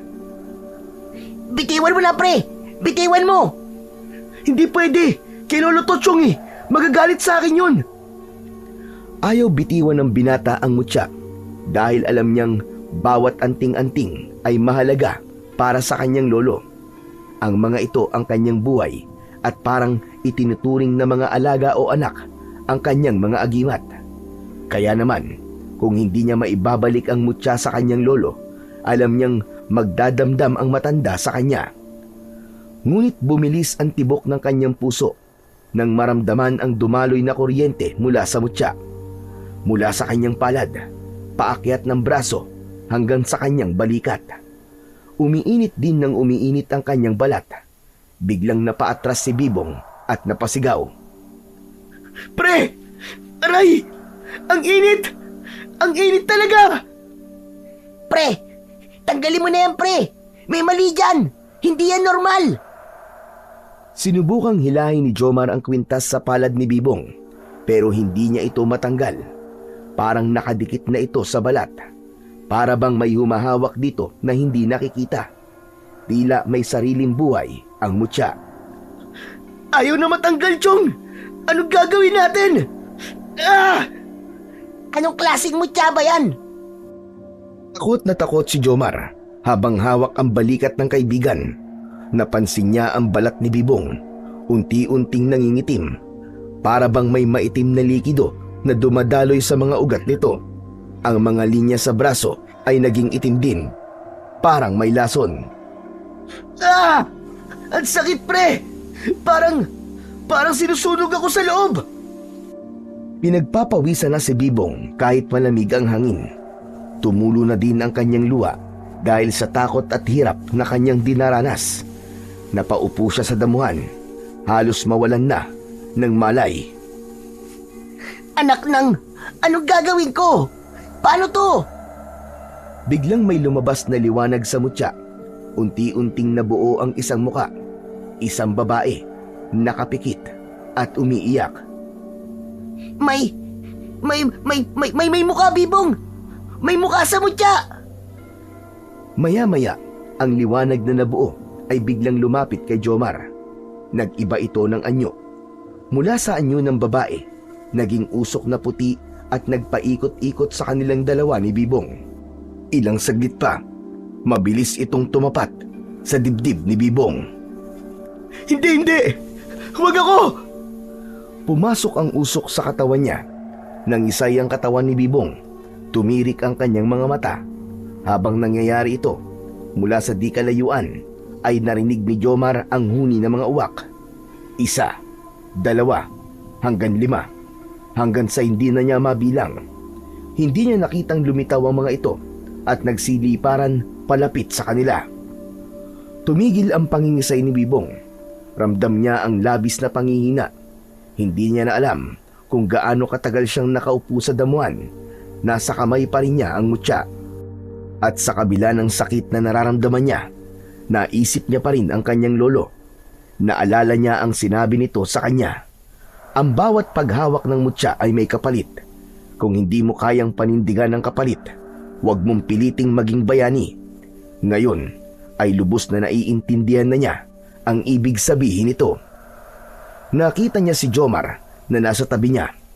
Tulala, tila biglang huminto ang lahat. Natahimik ang paligid. Tumigil sa paggalaw ang mutya. Ang usok ay biglang naglaho. Ngunit sa pag-alis ng usok, may naiwan sa balat ni Bibong isang kakaibang marka. Hugis mata ng pusa. Maliit pero napakalinaw. Parang inukit mismo sa kanyang laman. At sa bawat pagpintig ng kanyang pulso, ang marka ay bahagyang kumikislap-kislap. Tila may iisa silang buhay. Napalingon si Jomar sa kanya.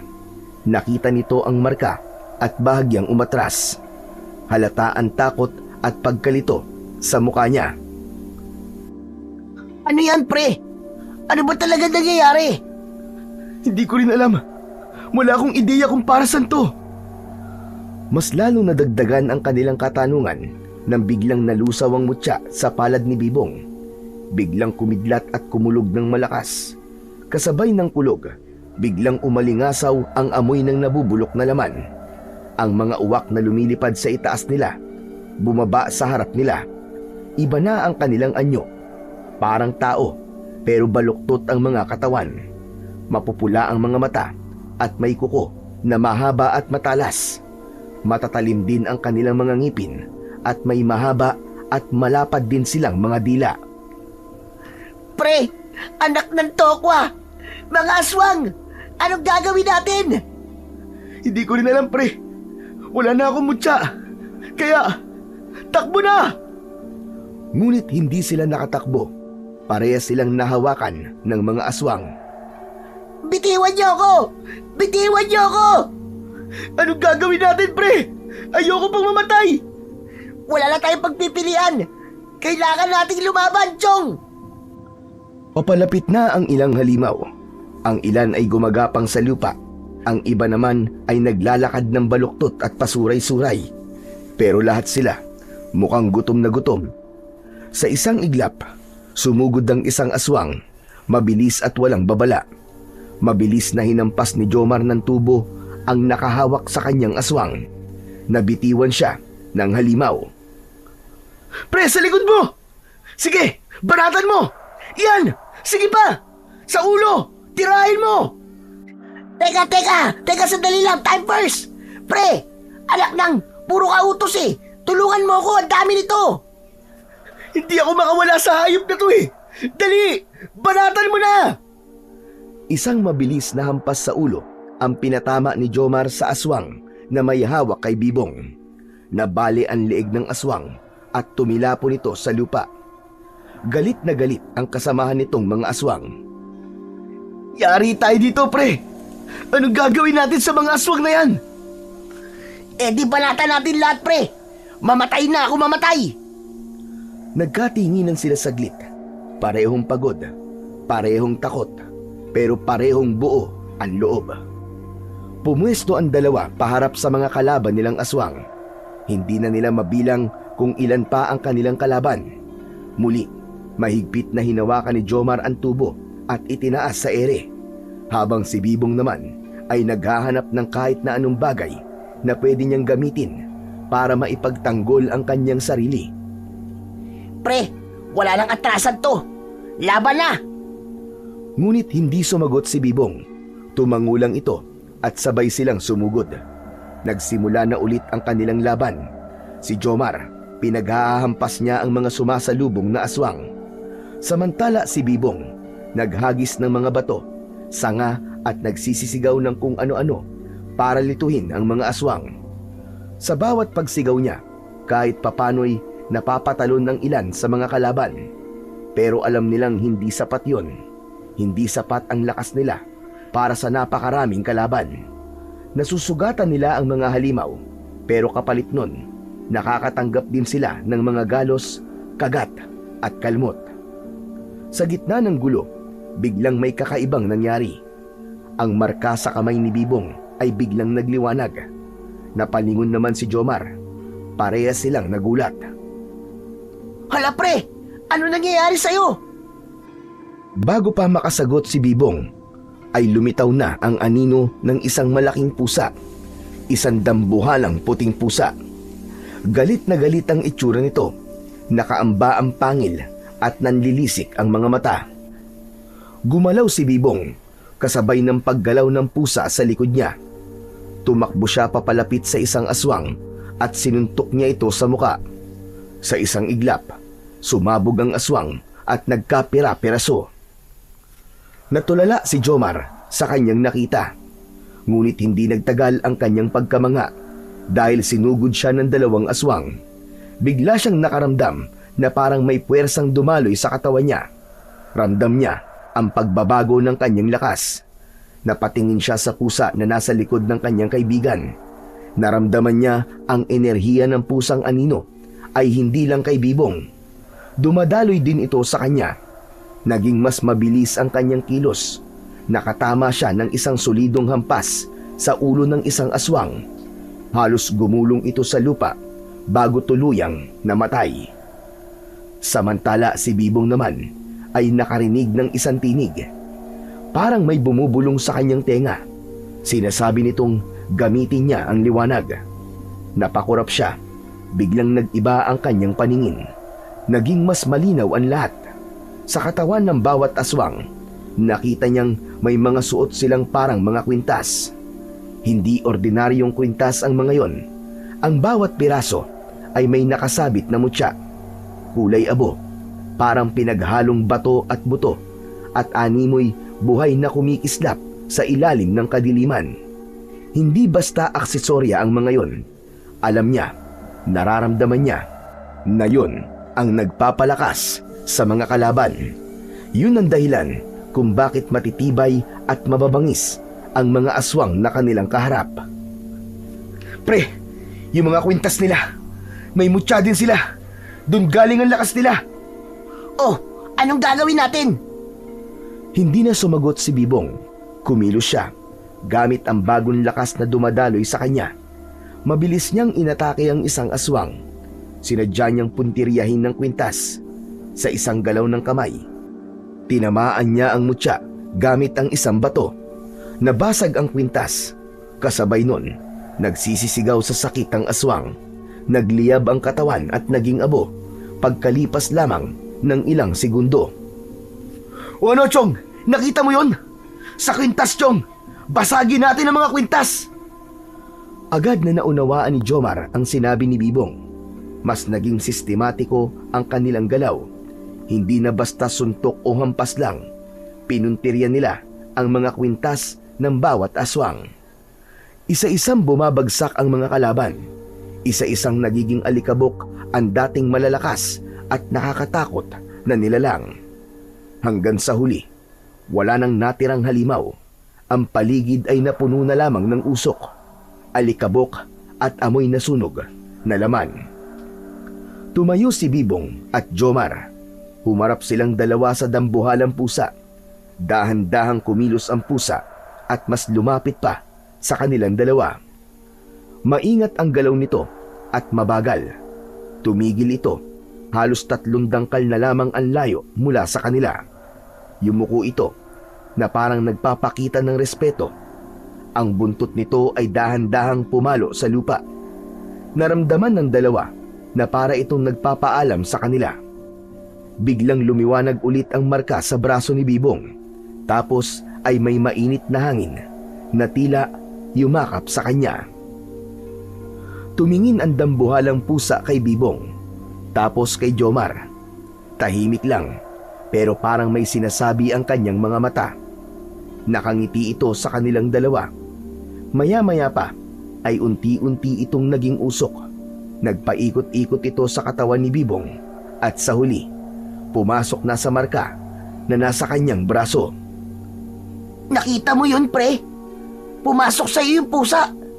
Ibig sabihin, nasa iyo na ang mutya. Oo pre, kitang-kita ko. Di naman ako bulag eh. Oh, ba't naman ganyan ang mukha mo? Hindi ka ba masaya na nakamarka na sa iyo ang mutya? Na kahit na anong oras, pwede mo na magamit ang kapangyarihan nun. Masaya naman ako pre, kaso paano ko ipapaliwanag kay lolo to? Paano ko pa isusoli sa kanya to? Naka, problema nga yan. Walang yan naman kasi yung Romulo na yun eh. Akalain mo ba namang pinag-interesan tong mutya na to? Wala talagang pinapalampas eh. Pati si lolo ko tinalo. Hayaan mo na. Nakatulong naman, di ba? Kung di niya ninakaw yan, naku po, sigurado, baka patay na tayong dalawa ngayon. Oo nga no, tama ka. Pero paano nga? Aaminin ko ba kay lolo na tinakasan natin siya para ano? Para magnakaw? Hindi ko kayang sabihin sa kanya yun, Chong. Kasi kahit mukha akong tarantado at pilosopo, kilala ako ni lolo bilang isang mabuting tao. Wala ka nang magagawa, Chong. Kailangan mo na talagang aminin ang lahat sa kanya. Sa palagay mo ba, Chong, yun ang makakabuti? Oo naman. Sasamahan kitang sabihin sa kanya. Mabait naman si lolo eh. Maiintindihan ka nun. Lalo pa kung malaman niya na nabingit ka na sa kamatayan at sa tulong niyang mutya, nakaligtas tayong dalawa. Sa bagay, wala na nga akong magagawa talaga. Pangako, sabay nating haharapin ang lolo mo. Pero bago yan, mabuti pa, maglakad na tayo para makauwi. Baka mamaya, may dumating na namang mga pangit na aswang at mapalaban na naman tayo. Ayoko na, Chong. Pagod na ako. Nagsimulang maglakad ang dalawa. Maya-maya ay may narinig silang paparating na ingay ng tricycle. Umalingaw-ngaw ang tunog ng makina sa katahimikan ng gabi. Uy, may tricycle. Sana hindi resback ng mga aswang yan. Kasi kung oo, Diyos ko po, tatakbo na talaga ako. Sadali lang, Chong, wag ka maingay. Parang kilala kong tunog ng tricycle na yun ah. Anak ng tutsang. Sabi ko na nga ba eh, tricycle ni Romulo. We, talaga ba? Babalikan pa ba tayo ng duwag na yun? Huminto ang tricycle sa harap nila. Parehas na nakakuyom ng kamao ang dalawa nang makita nilang bumaba sa motor si Romulo. Pero biglang nagbago ang kanilang reaksyon nang makita ang lolo ni Bibong mula sa sidecar. Mahigpit ang hawak nito sa kanyang baston at matalim na nakatipig sa kanila. Bibong! Po, lolo. Napayuko ang binata bigla sa lupa. Hindi makatingin sa kanyang lolo. Si Jomar naman ay tahimik lang sa gilid. Parang gusto nang magpakain sa lupa. Bakit po kayo nandito, lo? Babalik na sana kami. Kaso lang... Alam ko na ang mga nangyari. Hindi mo na kailangan magpaliwanag. Po? Oo, ipinaliwanag na sa akin ni Romulo ang lahat. Nasaan na ang aswang? Wala na po, Lo. Napatay na po namin ni Bibong. Ano ka mo? Napatay nyo? Aba, at napakahusay nyo naman pala. Pero teka, buhay ka. Opo, Lo. Ang galing ng habak na ibinigay niyo sa akin eh. Pero mas malakas yung mutya ng luha ng pusa. Anong sabi mo? Anong mutya ng luho? Bakit nasa inyo ang mutya? Bibong! Lo, akala ko ba'y naikwento na sa inyo ni Romulo? Napansin nilang yumuko rin sa lupa si Romulo at di makatingin sa kanila ng diretso. Ikaw? Panira ka talaga ng mundo ko eh, no? Kumpiyansa na ako na nagkwento ka na. Tapos eto, Hindi mo pa pala sinasabi sa kanya na nilakaw mo, Mutya. Lolo, kasalanan ko po eh. Ako po ang kumuha ng mutya. Hindi ko po sinasadya, Lolo. Nagandaan lang po kasi talaga ako sa mutya na yun eh. Tsaka nabanggit po kasi ni Jomar na haunted daw po yung gusali na pupuntahan namin. Kaya naisip ko na baka makatulong yung mutya sa amin. Akala ko ba hindi ka naniniwala sa mga kababalaghan at sa mutya? Sinabi ko lang naman yun para maging astig ako sa paningin nyo eh. Pero ang totoo, naniniwala naman talaga ako sa mga aswang at engkanto. Gusto ko lang magbida at magkaroon ng malaking silbi sa lakad natin. Silbi? At akala mo napakalaki ng naging tulong mo sa amin ni Jomar? Iniwan mo kaya kami? Pre, tama na, tama na. Kalma lang. Anong kalma sinasabi mo? Naiirita ako sa pagmumukha ng traidor na to eh. Hayaan mo ako. Susuntukin ko lang yan maski isang beses. Tama na, pre, tama na. Patawarin niyo na ako. Natakot ako eh, nataranta. Saka ako na lang naisip na sunduin si Lolo para mailigtas kayo. Eh wala naman akong kakayahan na kalabanin yung aswang eh. Si Lolo mo, kaya niya kasi may mutya siya, di ba? Kaya niyang makipagsagupaan sa matandang aswang na yon. Matandang aswang? At sa palagay mo, matandang aswang lang yung nakalaban namin? Sandamakmak na aswang, pre. Kakatapos nga lang namin makipaglaban eh. Marami kayong nakasagupang aswang. Nasaan sila? Wala na po. Tinunaw na po sila ng mutya. Nasaan ang mutya? Lo, ang totoo eh. Ibalik mo na sa akin ang mutya. Sino nagbigay sa'yo ng paintulot para gamitin yon? Hindi ikaw ang nagmamayari niyan. Hindi ikaw ang pinagkalooban. Alam mo kung gaano kasela ng kapangyarihan ng mutya. Isang maling paggamit lang, maaaring isumpa ka niyan. Hindi ba't sinabi ko na to sa noon? Lo, ang totoo po, hindi ko na po maisusoli sa inyo eh. Ano ka mo? Abay, bakit hindi? Wala na po ang mutya, Lo. Natunaw po. Tapos, pumasok po sa loob ng katawan ko. Heto po, nag-iwan pa nga po ng palatandaan. Anong pumasok sa'yo? Diyos ko! Ibig sabihin, Hindi ko naman po ginusto, Lo eh. Napatitig siya sa braso ng kanyang apo at saka napahinga ng malalim. Tumahimik siya saglit at saka napakamot sa kanyang batok. ang lakas ng enerhiyang nanggagaling dito, apo. Kung sumalib sa'yo ang mutya, ibig sabihin, nakipag-isa na sa'yo ang mutya. Ikaw ang pinili nito. Biglang nagsalubong ang kanilang mga tingin. Tahimik lang si Jomar at Romulo na nakikinig, tila nakikiramdam at matamang nakikinig sa pag-uusap ng maglolo. Kung ganon, ay wala na pala akong magagawa. Kapag pinili ka ng mutya, wala nang sino man ang pwedeng tumutol. Pero apo, sinasabi ko sa'yo, malaking responsibilidad ang nasa iyong kamay. Sana magamit mo ang mutya na yan sa mabuti. At sana magampanan mo ang mga tungkulin mo bilang isang bagong antingero. Ano po, Lo? Antingero na po siya ngayon? Oo, maski naman ikaw, antingero ka rin, hindi ba? Di ba't nakaligtas ka sa tiyak na kamatayan at nagamit mo ng mahusay ang iyong habak? Ibig sabihin nun, nakikiisa na sa inyo ang inyong mga mutya at anting-anting. Teka, ba't sila lang? Eh ako, paano naman ako? Anong ganap ko dito? Ano pa, edi driver, paandarin mo na tong tricycle mo at ihatid mo na kami sa bahay. Teka, hindi pa pwede yun. Lo, bakit ako? Bakit wala akong mutya? Marami ka pang kailangan ipaliwanag sa akin, Romulo. Hindi ka pa absuelto sa ginawa mo dito sa dalawa mong kaibigan. Kailangan mo munang pagbayaran ang mga naging pagkukulang mo. Sorry na nga sa inyong dalawa. Di na mauulit, promise.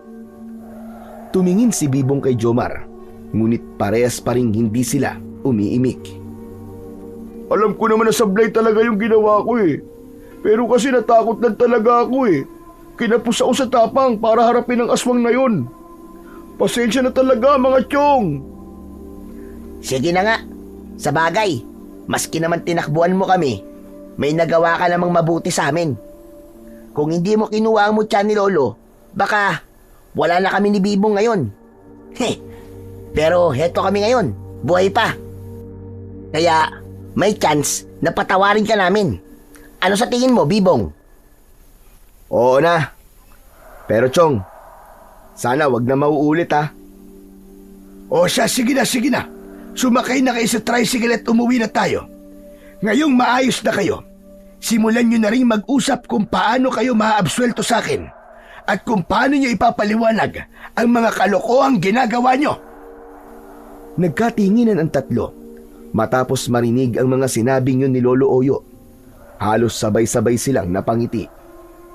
Sumakay na sila sa tricycle at sinimulan ng paandarin ito ni Romulo. Halos mag-uumaga na nang dumating sila sa bahay at dun nga, nagsimula ng sermonan sila ni Lolo Oyo. Mga aral sa buhay na kanilang dapat na mapakinggan para hindi sila magtuloy-tuloy sa kanilang mga ginagawang masama. Marami silang napulot na aral, kaya naman ang bawat isa ay nangako na hindi nauulit at susubuking ituwid ang lahat ng kanilang mga pagkakamali. Pagkalipas ng 2 taon, tuluyan nang graduate ang tatlo sa kolehiyo. Lahat sila ay nagsumikap sa pag-aaral. Si Bibong ang mas nagpursigi na maisakatuparan ang kanyang pagiging pulis. Tinulungan siya at sinuportahan ni Lolo Oyo at ng 2 nitong kaibigan. Nag-review siya ng mabuti para sa exam at sa panahong yun, halos bumigay na ang katawan at isip niya. Ngunit palihim siyang tinutulungan ng mutya. Hindi sa paraang pandaraya, kundi pinapatatag nito ang kanyang loob at pinapatalas ang kanyang isipan. Naipasa niya ang exam at tuluyan na nga siyang naitalaga bilang isang pulis. Labis-labis ang saya ni Lolo Oyo. Halos maiyak ito habang tinitignan ang suot na uniforme ng kanyang apo. At sa mga sumunod na buwan sa kanyang serbisyo, unti-unti nang naging bahagi ng kanyang trabaho ang kapangyarihan ng mutya. Kahit hindi niya ito hayagang ginagamit, naroon ito palagi. Kapag napapasabak siya sa mga engkwentro, himalang hindi siya tinatablan ng bala. Dahil doon ay naging puspusan ang saya ni Bibong. Ginamit niya ang mutya hindi para manakot o magyabang. Ginamit niya ito para magligtas. Sa kabila ng pagiging abala niya sa kanyang trabaho, ay may isang bagay na hindi kinakalimutan si Bibong. Na hindi lang siya isang pulis, isa din siyang tagapangalaga at isang antingero na may kapangyarihan na nanggaling sa mutya ng luha ng pusa.